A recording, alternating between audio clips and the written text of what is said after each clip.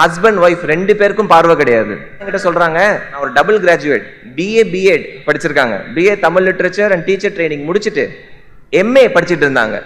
வேற வேலையே கிடைக்காதனால கடலை மிட்டாய் வித்துட்டு இருக்கேன், இதுல வர சம்பாத்தியத்துல தான் my kids are going to school அப்படின்னாங்க. இப்ப நான் சொன்னேன், இவங்களுக்கு ஹெல்ப் பண்ணணும்னா என்ன பண்ண முடியும்? அன்னைக்கு தோணுன ஒரே ஒரு விஷயம், இவங்களுக்கு ஹெல்ப் பண்ணணும்னா ஒரே ஒரு வழிதான் இருக்கு. we have to get her a job. பைசா கொடுக்கறதால ஒரு பிரயோஜனம் கிடையாது. I gave her some money. I remember about 10,500 rupees or something like that. I gave her that money and said, இந்த பைசா காலி ஆகிறதுக்குள்ள உனக்கு நான் எப்படியாவது வேலை வாங்கி கொடுத்துட்றேன், பட் அது வரைக்கும் please don't go back to the roads அப்படின்னு சொல்லி அன்னைக்கு அவங்கள பத்தி நான் ஃபேஸ்புக்ல ஒரு பதிவு எழுதினேன், ஃபேஸ்புக்ல ஒரு போஸ்ட்.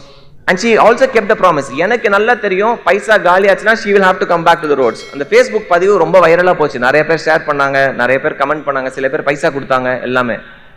சில பேர் சொன்னாங்க, இவங்களை ஏன் ஒரு பொட்டி கடை வச்சு கொடுக்க கூடாது, பட் டீச்சர் ட்ரைனிங் படிச்சிருக்காங்களே ஒரு வேலை வாங்கி கொடுக்கலாமே.